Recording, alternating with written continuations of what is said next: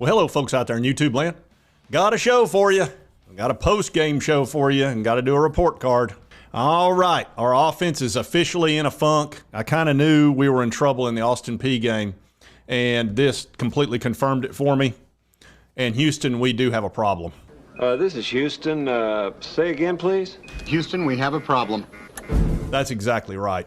We have a big problem, and we can't score. We're not scoring. I knew after the Austin Peay game, scored 30 points on that deal, and we only had 6 points with 1 minute to go in the first half against Austin Peay, that we had a major problem.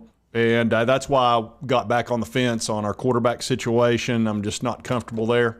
And now with 16 points being scored at Florida, we're just in a funk. And I said last night, we're rudderless.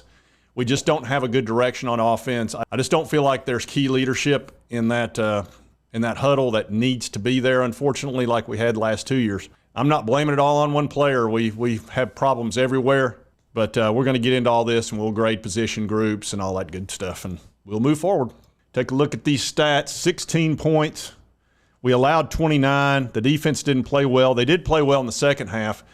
That's holding the team just enough to where we should have won. I really felt like we should have been in the 30s as far as scoring, and we had every opportunity. We only scored 3 points in the third quarter. That's just sad. We had so many opportunities. You look at the numbers, they don't look so bad. Joe Milton, 20 or 34, so what's that, 60%? That's the bare minimum. He had some good yardage, 287. That was because he had those two long bombs, and he threw 2 touchdowns, 1 interception. But a lot of these passes, of course, were behind the line, and they're very easy. Graham Mertz had a great game. He only threw for 166 yards, but those yards were so key. So many clutch third downs in the first half. They were like 6 for 7 on third down in the first half. 1 touchdown. When we see his QBR rating, you'll understand why these numbers are actually great. And here you see Joe's QBR was 52.6, and Graham Mertz' QBR was 91.6. He was just extremely effective. That's what he was. He was just effective. We go back here to our running backs. We only ran for 100 yards. That's just not going to get it done. Jalen Wright had an okay game. Jabari Small had an okay game. Nothing special. They didn't really do anything dramatic. The receivers, Brew McCoy had a nice game. Squirrel White had a nice game. Dante caught 3 passes. Ramel caught 3 passes. Jalen Wright caught 4. So receivers did fine. They didn't have a bad game at all. And I'll do the grades at the end. Tennessee's defense, they were terrible in the first half, absolutely tragic in the first half. And then they played pretty well in the second half. Again, I'll do their grade at the end also. Our special teams did fine. Campbell made his field goal. I think he's 4 for 4 now. He's not missed anything. Punting-wise, we had 3 punts, 120 yards. They were all fine. There was nothing wrong in our special teams. Florida's special teams were tragic. Florida did everything they could as far as special teams to give us a chance to get back in the game, and they certainly did in the second half, but we just can't take advantage. We just can't take advantage of opportunities with our offense. We just can't. That's why you wind up with 16 points. A Josh Heupel offense scoring 16 points, and that's not against Georgia. So, Florida's not Georgia. So let's do some grades. Let's start with the offense as a whole. I'm going to give the offense a D, a good solid D.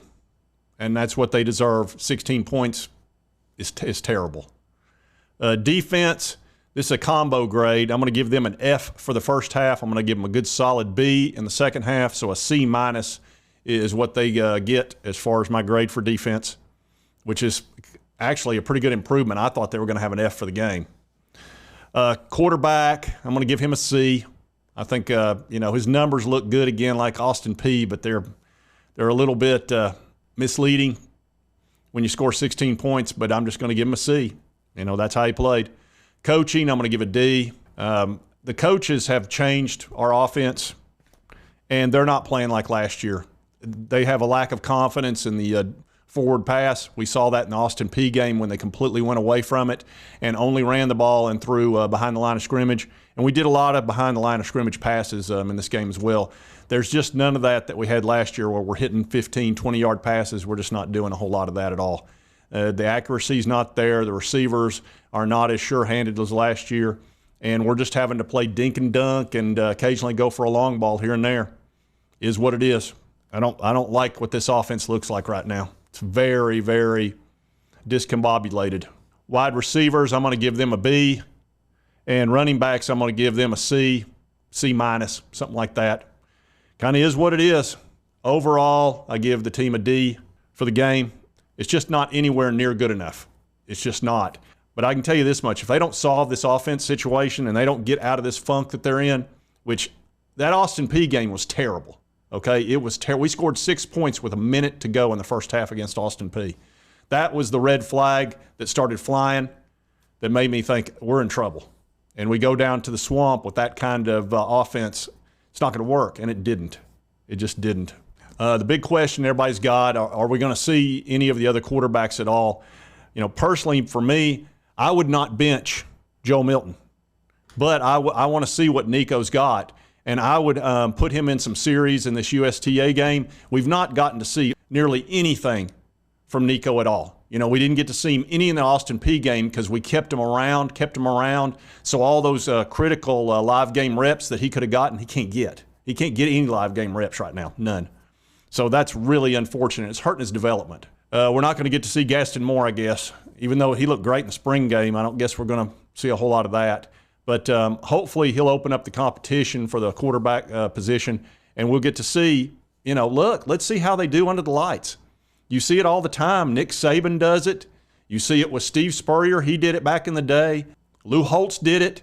You need to see how people perform under the lights. We saw that with Josh Dobbs. You know, Dobbs wasn't that good in practice, but when the lights were up, man, he was a baller. So hopefully he'll open up the competition. We'll get to see a little something. I'm not saying bench Joe, and I'm not blaming him. I'm just saying we need to see what else we've got just in case. And one thing, I know that there'll be somebody in the comment section saying, oh, you don't like Joe. You're a Joe hater, blah, blah, blah. I think the world of Joe Milton. I think he's a loyal team guy. I think he's a very nice person. I think he was a tremendous friend to Hendon Hooker and this team. But you know what? We can't have 16 points. That's not going to work. We can't have 30 points against Austin Peay and 16 against Florida. That's not going to work. We're going to be going up against tougher defenses coming up in the future. So if we can't score against these two teams very much, what are we going to do against Georgia and Alabama? So it's not me being negative. It's just me being realistic. And opening up a QB competition is not the end of the world. I'm not saying bench him. I'm just saying we need to see what else we got. Let's have a competition. Anyway, I wanted to get that off my chest because I don't like it when people say that I'm being all negative about one particular player. It's not negative to say have an open competition. That's not negative. Great coaches do it all the time. They do it all the time. Because if we continue to play like this, we're looking at 6-7 wins. I mean, that's just a fact. We cannot play at this level. South Carolina's playing well. Spencer Rattler is balling out. Okay, he is playing really well. Georgia's getting their crap together. You can count on that. You saw that in the second half of the Carolina game. Alabama, they'll have their QB situation figured out at some point because Nick Saban won't rest until it is solved. So we've got a bunch of good games in front of us. Missouri at Missouri, Kentucky at Kentucky. So if we don't figure it out, this could be a really rough year. It just could. And, I'm not saying Nico's the answer. He may not be. And Gaston Moore may not be either, but I sure would like to see him, what they could possibly do. Because what are we going to score less than 16 points? I mean, 16 points. 30 against Austin Peay. We averaged 46 last year. We averaged 46.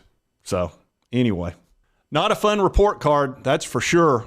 I couldn't even give anybody a C+. I couldn't even do the C+ that I like to do. And I certainly couldn't do an A+. Where was I going to do an A+? Last year, that's all I handed out was A+ and an occasional C+. That's just tragic. This was just a tragic game to watch and very frustrating because we could have gotten back in that game in the second half had we executed. And I know the refs didn't help us.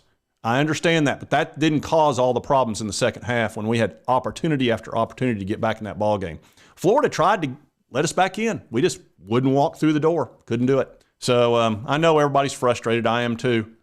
We'll see how this all plays out. But that was a rough night across the board. And if you like this content, be sure to hit that like button. Lets me know to continue to cover the Vols, our opponents, and everybody else. If you've not subscribed, it's on your right, my left. Just hit that little button. I would appreciate it. And right over here is the most recent video that YouTube thinks you'll enjoy. And we'll see you next time on Sports Talk Jay.